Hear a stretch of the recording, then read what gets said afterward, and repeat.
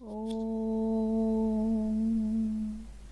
Vasudevasutam Devam Kausachanuramartanam Devaki Paramanandam Krishno Vande Jagadgurum Shri Krishno Vande Jagadgurum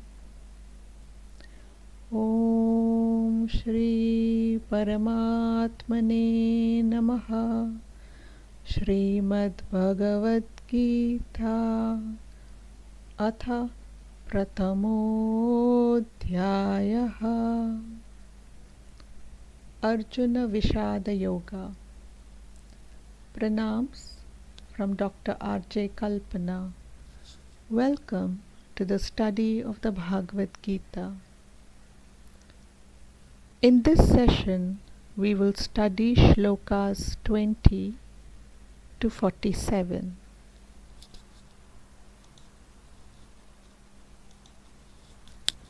Shloka 20. Atha vyavasthitan drishtva dhartarashtran kapidvajaha pravritte shastra sampate dhanurudyamya pandavaha. Now, O Lord of the earth, seeing your sons arrayed against him with missiles ready to be hurled, Arjuna, son of Pandu, Kapidvajaha, took up his bow Gandiva, ready to battle. In this shloka, the Lord of the earth, Sanjaya, addresses it to the blind king Dhritarashtra because he was still the king of Hastinapur. Kapidvajaha is an epithet of Arjuna, meaning one who has a monkey or Hanuman seated on his banner. So Sanjaya here is pointing out gently to Dhritarashtra that Arjuna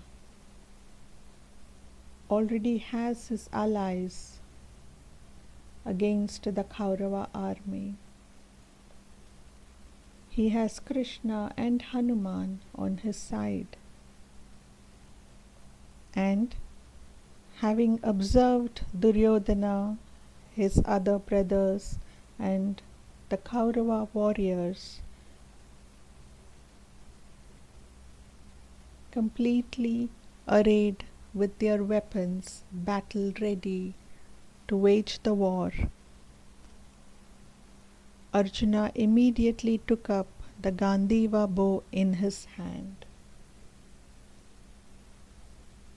Shloka 21. Hrishikeshan tada vakyam idamaha mahipate Arjuna uvacha Sainayorubhayormadhye ratam stapya mechyutam.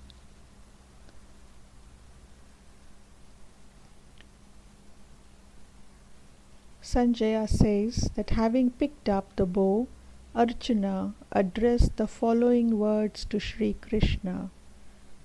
Krishna, place my chariot between these two armies.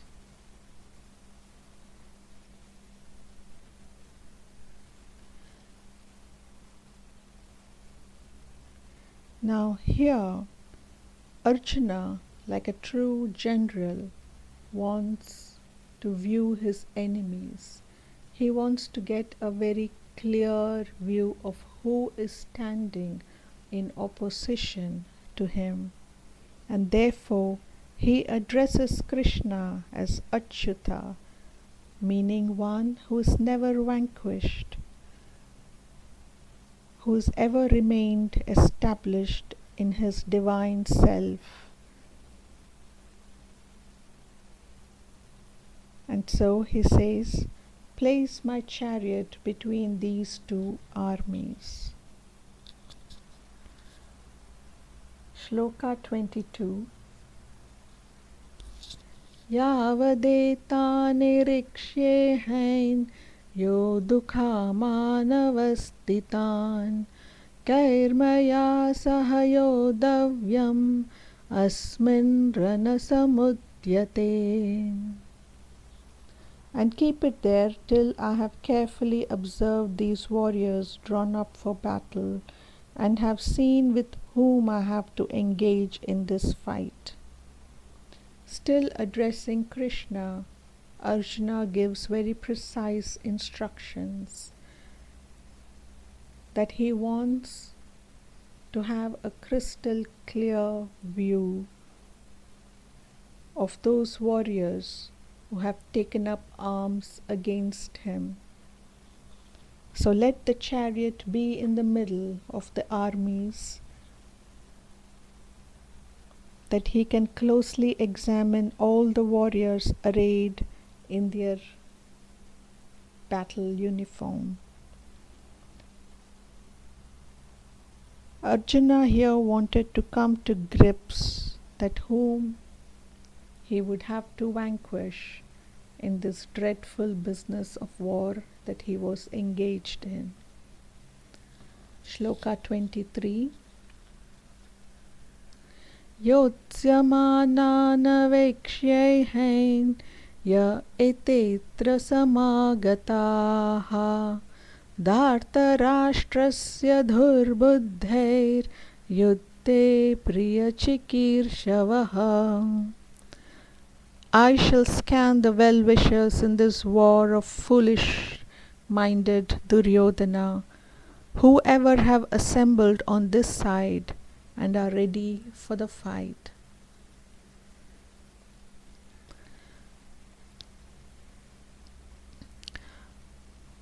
Arjuna here addresses his cousin Duryodhana as being foolish, Dhurbuddhair, a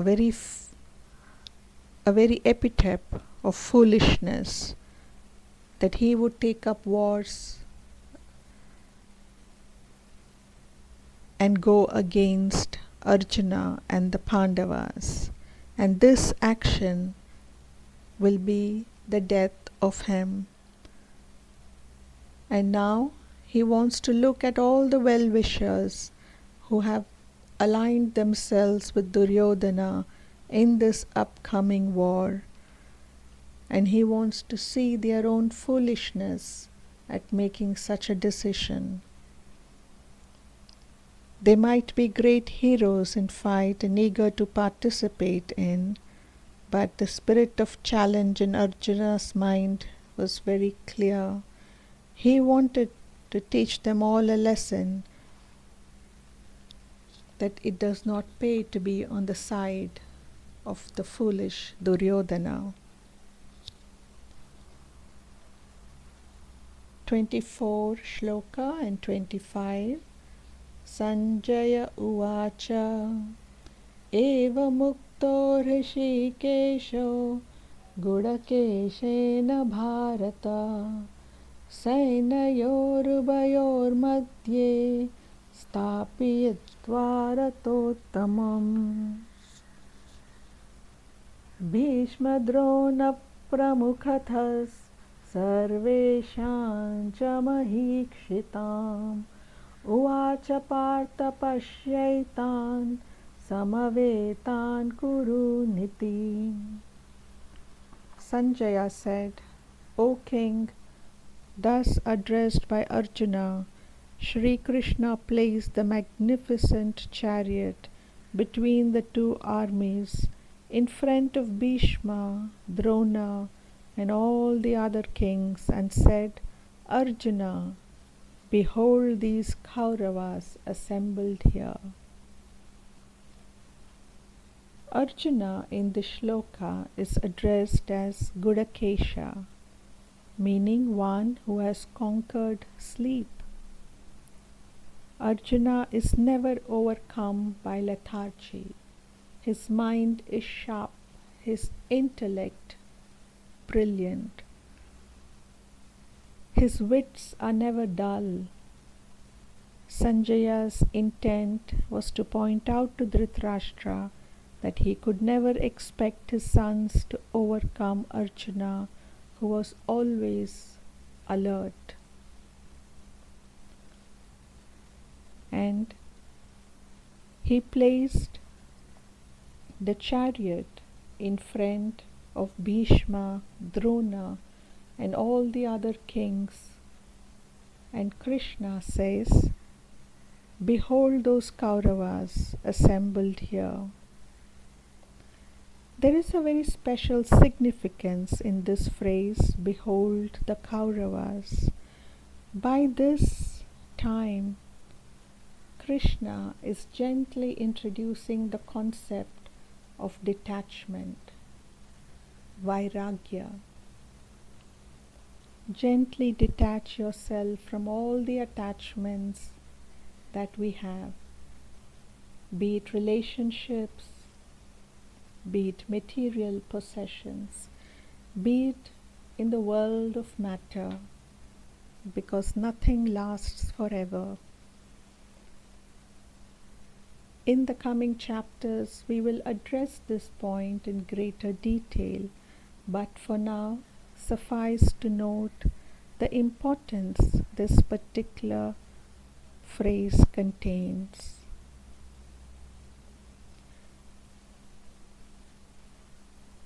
As we shall see in the following shlokas, how deep Arjuna's identification, how deep Arjuna's attachment is with his family, even though they have taken up arms against him and his own.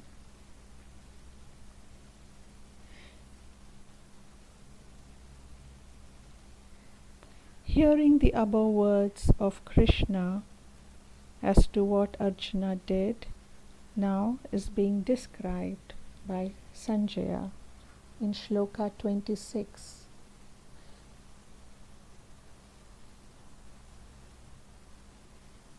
Tatra pashyat sthitan partha pitrunata pitamahan acharyan matulan bratrun putran pautran sakim stata.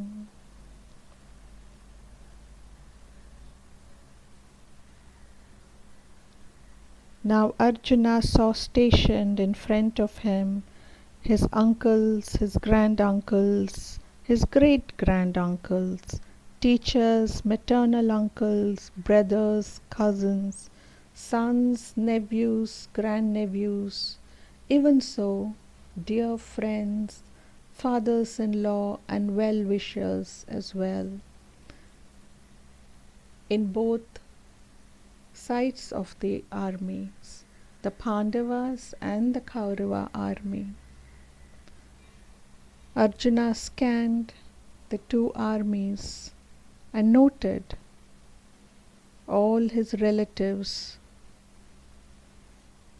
there. There were so many of them who came to participate in this fight only with the object of doing good to their respective sides without any selfish motive. They for themselves will receive nothing except seeing the restoration of the throne to the rightful heir of Hastinapur.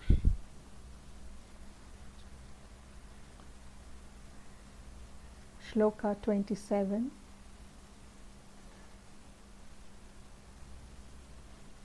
Shvashuran suhrudaschaiva sainayorubayorapi tan samikshase kaunteyas sarvan bandhunavastitan.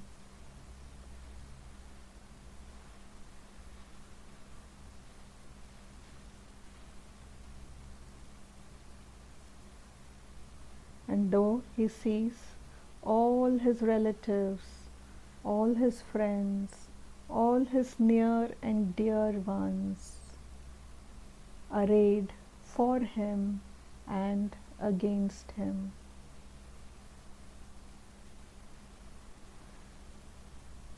'28 Shloka. Krupaya pariyavishto vishidannitamabravit. Arjuna uvacha. Drushtvaimam swajanam Krishna yuyutsam samupastitam. And seeing his relations present, Arjuna was filled with deep compassion and uttered these words in sadness. Arjuna said, "Seeing the sight of my kinsmen arrayed for battle,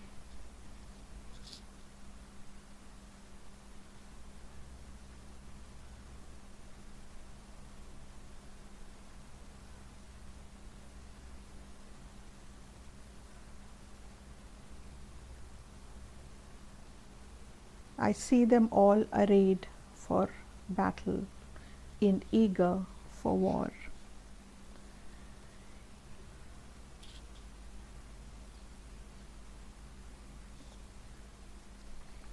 Shloka 29. Sidanti mama gatrani mukencha parishishyati vepatuscha sharire me romaharsharsha jayate.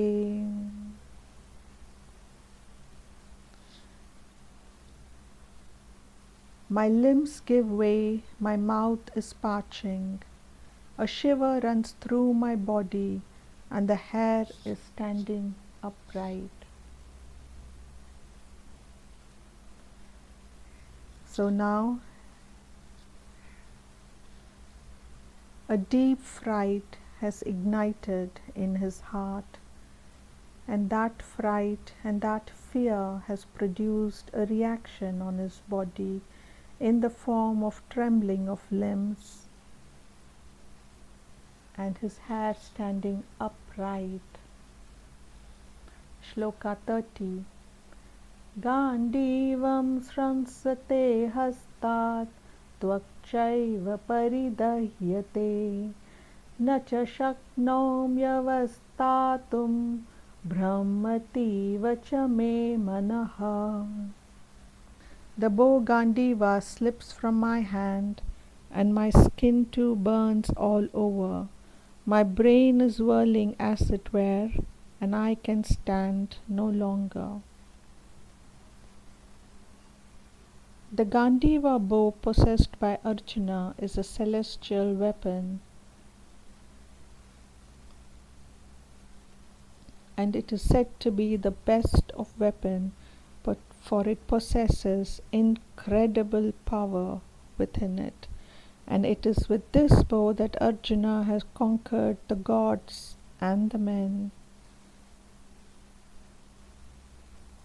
This wonderful, delicate bow was adored for a long time by the gods, the demigods, and the Gandharvas, and entities from all dimensions. This super-celestial bow was kept for 1,000 years by Brahma, by Prajapati, by Indra, by the moon god Chandra, by the god of waters Varuna. Arjuna received it from Varuna at the instance of the fire god, who was pleased with him for burning down the Gandharva forest as a consumption for Agni Deva. So this bow Gandiva, with all its mighty powers, slips down from Arjuna's hand, and his skin burns with holding it. His brain is a mess of emotions and thoughts, and he is unable to stand even. Shloka 31. Nimitani cha pashyami viparitani Keshava na cha shreyonupasyami hatva svajanamahave. And Keshava, I see such omens of evil, nor do I see any good in killing my kinsmen in battle. Omens generally portend either good or bad. And the use of this word nimittani in the present shloka refers to such signs of ill luck. An untimely eclipse, the shaking of the earth, and all these inauspicious omens indicate to Arjuna's mind that the war is not the right thing to do, perhaps.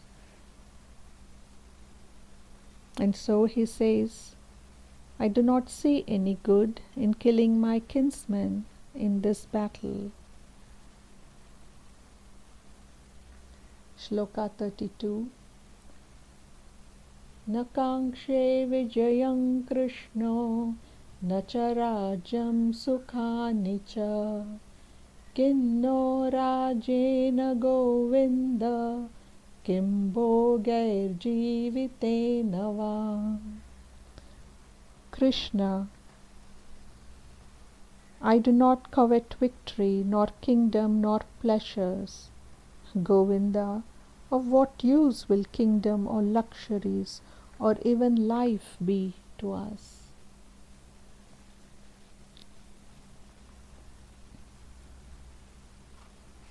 And so Arjuna continues and says that victory and kingdom and all the earthly pleasures that he would gain by killing his family, his near and dear ones, was not what he visualized.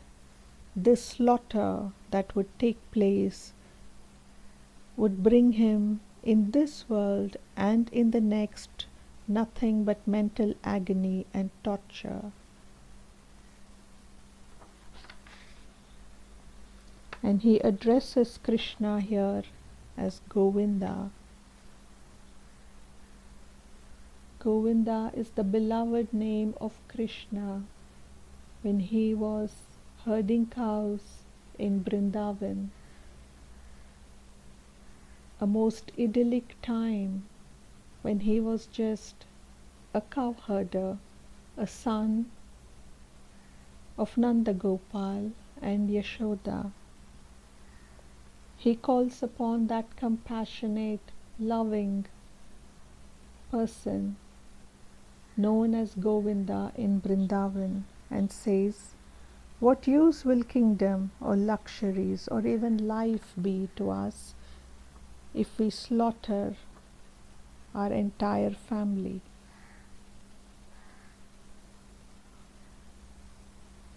And in the following two shlokas, Arjuna gives his reasons for not coveting a kingdom anymore or any other royal pleasures obtained.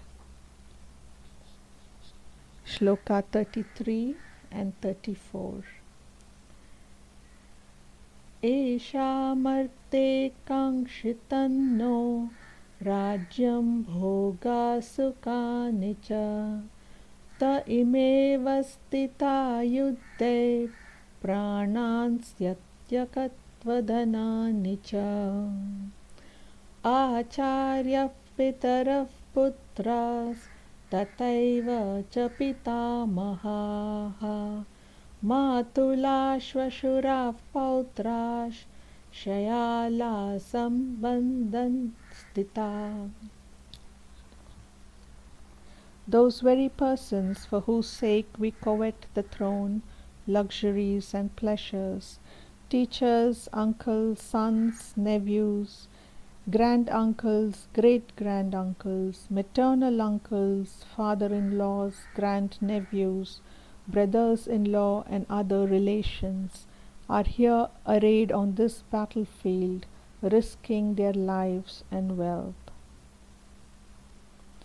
And here Arjuna is once again reiterating the fact that what use is the rulership of a kingdom when there is no family to enjoy it with, when he has slaughtered every one of them. It will be an empty place, an empty palace.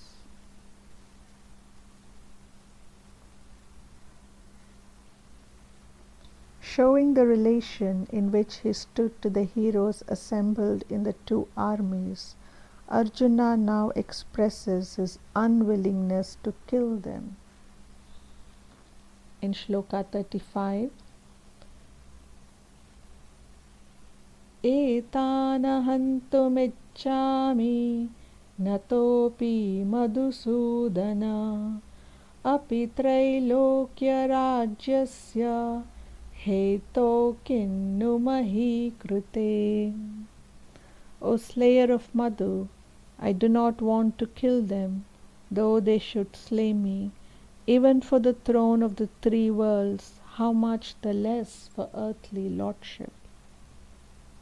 Arjuna indicates that apart from the fighters on his own side, even those relations who stand opposite him would very likely give up their desire to fight when they come face to face with him. So if he refrains from fighting, he would himself give up all claim to the kingdom, and so there would no longer remain any cause for them to kill him. Even if any fighter in the rival army thought of making an attempt on Arjuna's life, Arjuna for his part would not kill him. At this point it might be asked, why did he not want to kill them, even for the sovereignty of the three worlds? In reply to this, Arjuna says that nothing would be gained by slaying his relations. Shloka 36. Nihatya dhartarashtrana ka priti svajanardana papamevashrayat tasman hatvaitana tatayinaha. Krishna, how can we hope to be happy slaying the sons of Dhritarashtra? Killing these desperados, sin will surely take hold of us.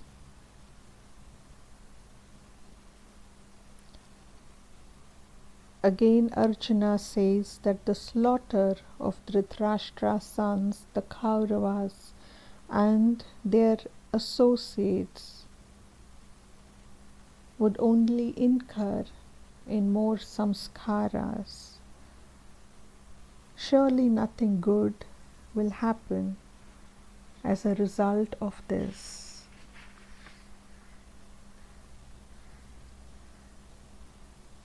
Regarding this of the great weight, Arjuna gave expression to these ideas. Shloka 37.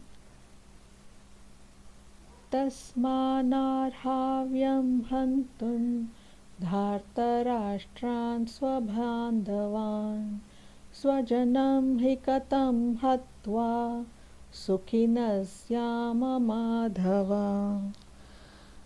Therefore, Krishna, it does not behove us to kill our relations, the sons of Dhritarashtra, for how can we be happy after killing our own kinsmen? And here Arjuna is asking the most important question of all. How can we be happy if we destroy the lives of others in our quest for gold, in our quest for property, in our quest for a kingdom? Shloka 38 and 39. Yadyapyetena pashyanti लोभोपहतचेतसः कुलक्ष्यकृतं दोषं मित्रदोहे च पातकम् कथन्न ज्ञेनमस्माभिः पापादस्मान्निवर्तितुम् कुलक्ष्यकृतं दोषं प्रपश्यद्भिर्जनार्दन. Even if these people with minds blinded by greed perceive no evil in destroying their own race and no sin in treason to friends, why should not we, O Krishna, who see clearly the sin in accruing from the destruction of one's family, think of turning away from this crime? Here Arjuna means to say that even if Duryodhana wants to pursue the act of war because of their inordinate greed that had wholly destroyed their viveka, their power of discrimination between what is right and what is wrong, and they haven't yet realized the great destruction of the family that would take place if they pursue this path. Arjuna is not so blinded by greed, for he sees clearly what kind of disaster would ensure from the destruction of the family and race. Therefore, knowingly and with eyes wide open, why would Arjuna be guilty of committing such a crime? Shloka 40. Kulakshe pranashyanti kuladharma sanatanaha dharme nashte kulam kritsnam adharmo bibhavatyuta. Age-long family traditions disappear with the destruction of a family, and virtue having been lost, vice takes hold of the entire race.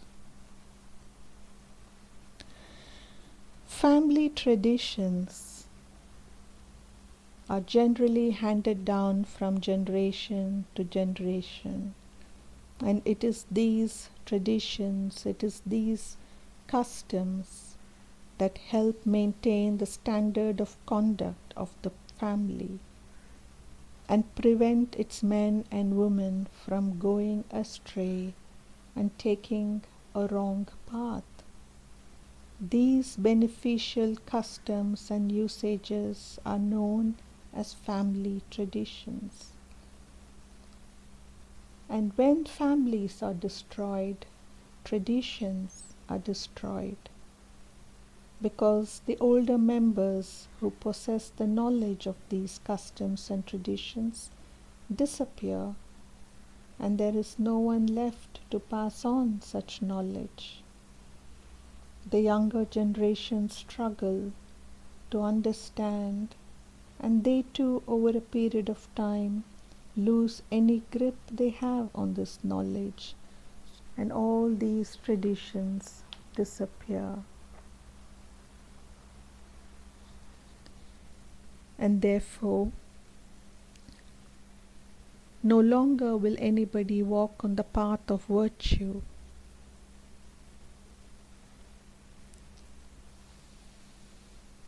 Shloka 41.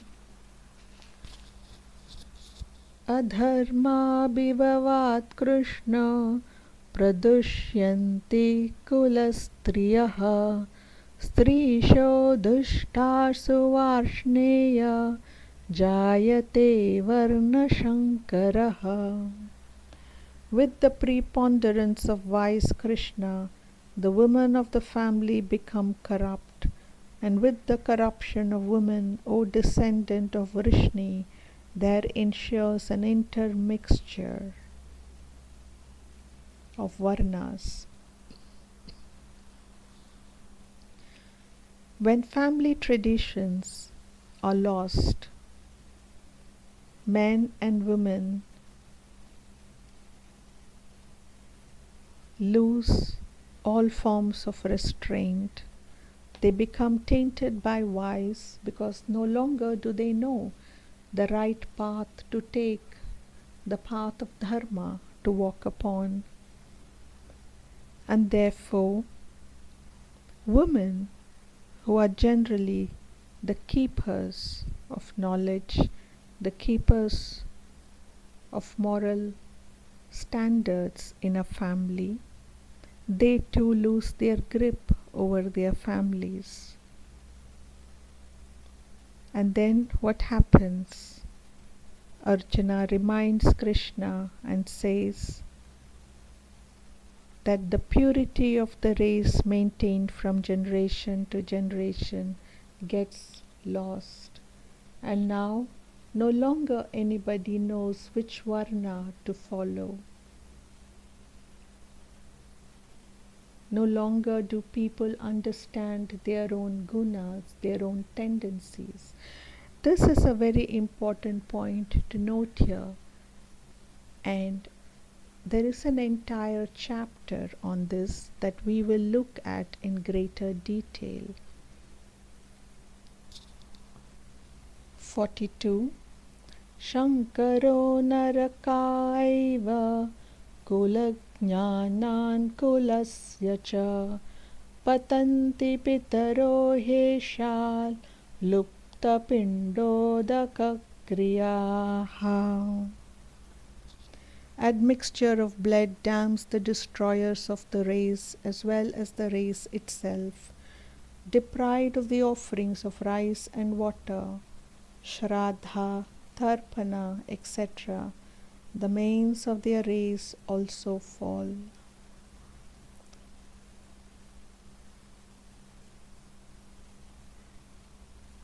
The shraddha ceremony, the feeding of the brahmanas for the satisfaction of the manes, is collectively known as pindakriya, the offering of water to the manes, which means to their ancestors. During the tarpana ceremony is called udaka kriya. They are aggregate, put together, they are known as pindodaka kriya. And therefore people who are well versed in scriptural injunctions and traditional customs, who deeply understand the reason behind why these ceremonies are there, perform shraddha and tarpana with due reverence. But those families are destroyed who do not perform shraddha and tarpana for their parents, for their grandparents, and for their ancestors.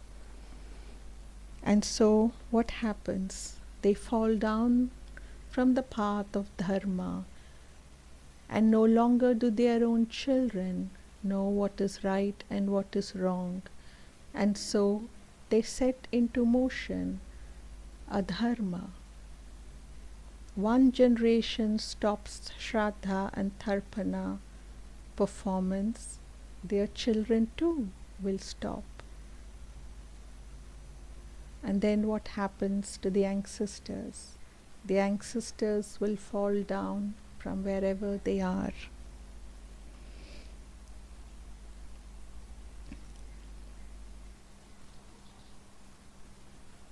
(43) Dosharete kulajnano varna sankara karakaihi utsyadhyante jati dharmak kula dharmascha shashvataha.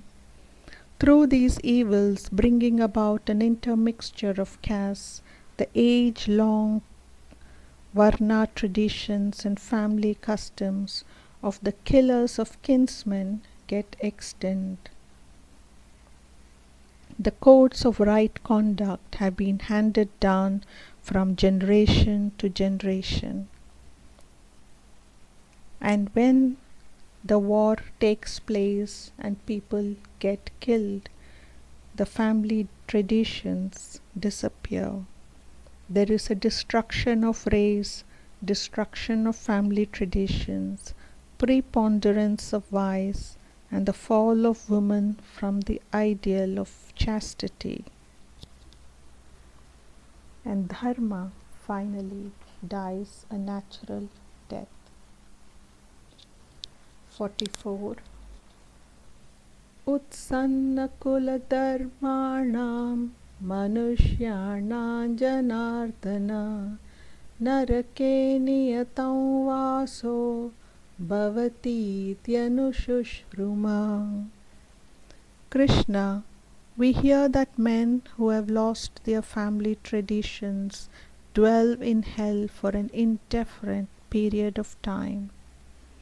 Arjuna says that those who have lost their family traditions fall back into a different dimension for an indefinite period of time.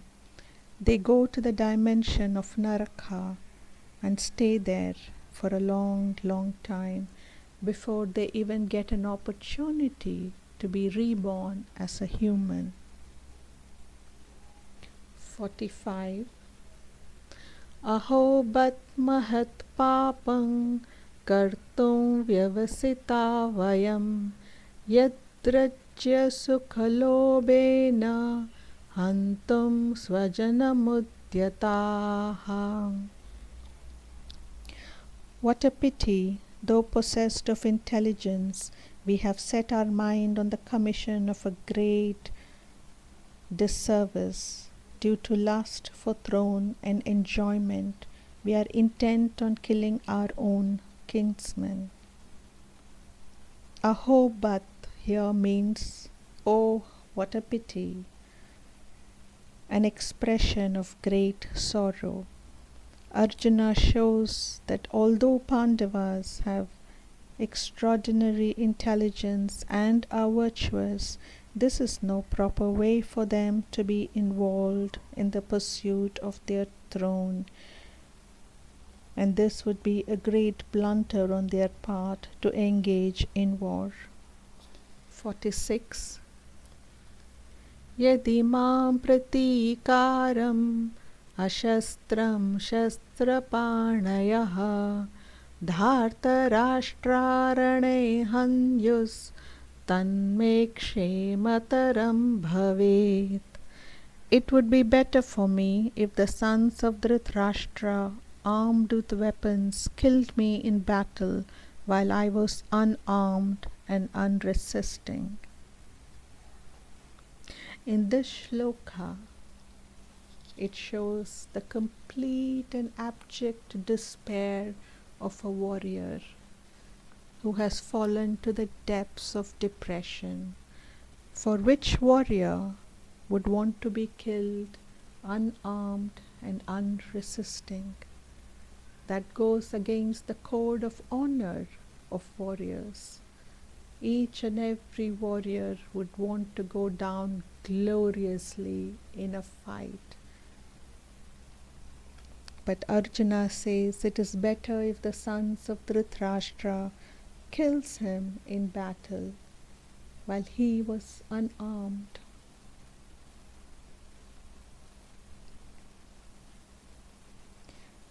His point of view is that he would not be involved in the slaughtering of his family. His relations and their friends, the lives would be saved, and that virtue of saving the family from destruction would make it so much more easier for him to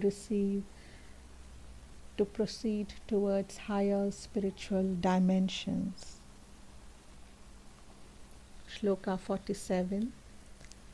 Sanjaya uvacha eva muktatvarjuna sankhe ratopasta upavishat vishrajya sasharang chapam shoka sanvignamanasaha. Sanjaya said, Arjuna, whose mind was agitated by grief on the battlefield, having spoken thus, and having thrown aside his bow and arrows, sank into the latter part of his chariot. In this verse, Sanjaya describes how Arjuna, possessed of extreme dejection and depression, uttered the words above, laid down his famous Gandiva bow, and he sank back onto his chariot quietly, lost in his miserable thoughts. A heavy gloom cast its shadow over his face, and his eyes became deeply laden with grief. And thus we come to the end of the first chapter of the Bhagavad Gita, Arjuna Vishada Yoga, the yoga of Arjuna's dilemma. Om Tat Sadita Shrimad Bhagavad Gita Sup Upanishad Sup Brahma Vidyayan Yoga Shastre Shri Krishna Arjuna Samvade Arjuna Vishada Yogo Nama Prathamodhyayaha. Om Yogesho Satchidanandam Vasudevam Rajapriyam Dharma Samstapakam Viram Krishna Vande Jagat Gurum. Shri Krishna Vande Jagat Gurum. Om Shri Krishnarpanamastu.